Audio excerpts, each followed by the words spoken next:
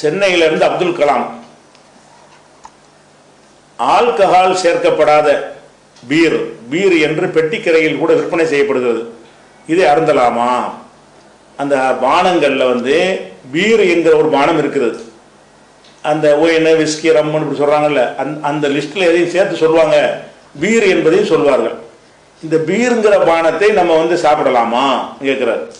ஏன் இப்படி கேட்குறாருன்னு கேட்டால், அந்த பீர் என்பதை வந்து பல நாடுகளில் வந்து அது போதையோடு உள்ளதாக விற்கிறார்கள், சில நாடுகளில் போதை இல்லாமல் விற்கிறார்கள். அப்படி இருக்கிறதுனால தான் அதையும் இதையும் கம்பேர் பண்ணிட்டு என்ன செய்கிறாங்க, இந்த பீர் சாப்பிடலாமா அப்படின்னு கேட்குறாங்க.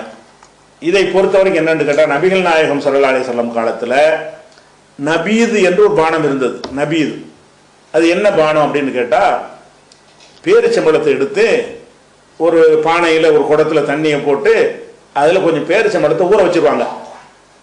ஊற வச்ச உடனே ஒரு 2 நாள் 3 நாள் வரைக்கும் அதிலே கிடக்காது. கிடந்தா அந்த பேரிச்சம்பழத்துடைய அந்த இனிப்பு அப்படியே கலந்து அந்த தண்ணிக்கே ஒரு டேஸ்ட் கொடுக்கும். அந்த மாதிரி தண்ணி, அதுக்கு பேர் நபீதுங்கிறது. இந்த நபீதுங்கிற பானத்தை ரசூலுல்லாஹ் விரும்பி சாப்பிடுவாங்க. அதை அவங்க சாப்பிட்ருக்காங்க, அறிஞ்சிருக்கிறாங்கன்னு என்ன செய்கிறது, நிறைய ஹதீஸ்கள் இருக்குது. எப்படி வருதுன்னு கேட்டால், ரசூல் ஸல்லல்லாஹு அலைஹி வஸல்லம் அவர்கள் வந்து அதாவது இரவில் அந்த அந்த நபீது ஊற வைப்பாங்க, அடுத்த நாள் சாப்பிடுவாங்க, அடுத்த ராத்திரியும் சாப்பிடுவாங்க, அடுத்த பகலும் சாப்பிடுவாங்க, அடுத்த நாள் அசர் வரைக்கும் சாப்பிடுவாங்கன்னு 3ஆவது நாள் வரைக்கும் சாப்பிடுவாங்கன்னு இருக்குது. இது என்னன்னு கேட்டால், இதில் வந்து 3 நாளில் போதை வராது. இதுவே ஒரு வாரத்துக்கு அதை ஊற விட்டு வச்சிங்கன்னு வைங்க, அந்த பேரிச்சம்பழம் அதில் கிடந்தோன்னு என்ன செய்யும், அதில் போதை தரக்கூடிய தன்மைகள்லாம் உருவாகி அந்த தண்ணியே போதை பொருளாக மாறிக்கணும். அப்போ ரசூல் ஸல்லல்லாஹு அலைஹி வஸல்லம் அவர்கள் நபீதை சாப்பிடாதீங்கன்னு சொல்லியிருக்கிறாங்க, நபீதை சாப்பிட்டும் இருக்கிறார்கள். எதனால் அப்படி வருதுன்னு கேட்டால், போதை தராமல் ஒரு 3 நாள் அளவுக்கு உள்ள ஊற வைத்த பானமாக இருந்தால் அது போதை தராது, சாப்பிடலாம். 3 நாளை தாண்டிடுச்சின்னு சொன்னால் அது போதை பொருளாக மாறிடுது, அதை சாப்பிடக்கூடாது. அந்த அடிப்படையில் ரசூல் ஸல்லல்லாஹு அலைஹி வஸல்லம் அவர்கள் வந்து அதை தடுத்திருக்கிறாங்க, அதை தவிர்த்திருக்கிறாங்க. அப்போ அந்த மாதிரி நீங்கள் பார்த்தீங்கன்னா, அந்த பீருங்கிறது என்ன, ஆல்கஹால் இல்லாத பீர் தான் பெரும்பாலும் என்ன செய்கிறது, அரபு நாடுகள்லாம் விற்கிறாங்க. அங்கெல்லாம் ஆல்கஹால் கிடையாது, ஆல்கஹால் இருக்கிறத விற்க மாட்டாங்க. அப்போ இப்போ மாற்றினாங்கன்னு தெரியல. இப்போ இந்த மன்னர் சல்மான் வந்து எல்லாத்தையும் மாற்றி தொலைச்சிட்டு இருக்கான். அதுக்கு இப்போ இருக்கான்னு தெரியல. ஆரம்பத்தில் என்ன இல்லை, அப்படி கிடையாது. இந்த பீர்லாம் ஆல்கஹால் இருந்துச்சுன்னா அவங்க அலோவ் பண்ண மாட்டாங்க. அப்போ ஆல்கஹால் இருக்கிறத அனுமதிக்க மாட்டாங்கன்ற ஒரு நாட்டில் இருக்கும் பொழுது, பீருங்கிறது என்னது, அது பார்லி இதுலேருந்து ஊற செய்யக்கூடியதான்.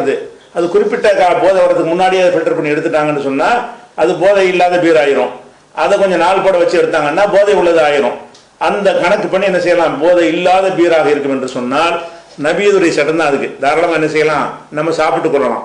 இப்போ நம்ம உதாரணமாக ஜிஞ்சர் பீர்னு கடையில் வச்சுருப்பாங்க, இஞ்சிலேருந்து பீர் தயாரிக்கிறது, அது போதை இருக்குமானா இருக்காது. அந்த வயிற்று பொறுமொழி அதுக்கெல்லாம் சாப்பிடுவாங்க. ஜிஞ்சர் பீர்னு சொல்லி செய்து அந்த சோடா கம்பெனிலாம் போடுறாங்கல்ல, அதில் ஜிஞ்சர் பீர்னு ஒன்று போடுவாங்க. அது மாதிரியான பீர்கள்லாம் இருக்கிறது.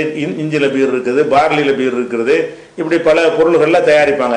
எல்லாத்துக்கும் அளவுகள் என்னென்னு கேட்டால், அது ஃப்ரீ ஃப்ரம் ஆல்கஹால் போட்டிருப்பாங்க. இது ஆல்கஹால் இல்லை அப்படின்ட்டு.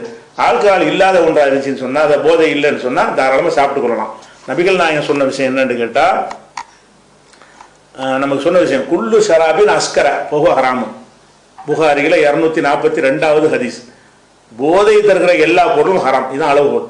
குல்லு ஷராபின் அஸ்கர ஹராமுன் பொஹு ஹராமுன், போதை தருகிற அனைத்து பொருள்களுமே அது ஹராமாகும் ரசூலுல்லாஹ் சொல்லிட்டாங்க. அப்போ போதை இந்த பேரை வச்சு சொல்லக்கூடாது, போதை இருக்கா இல்லையா. அதில் பதநீர் இருக்குல்ல, பதநீங்கிறோம் கல்லுங்கிறோம், ரெண்டுக்கு என்ன வித்தியாசம்?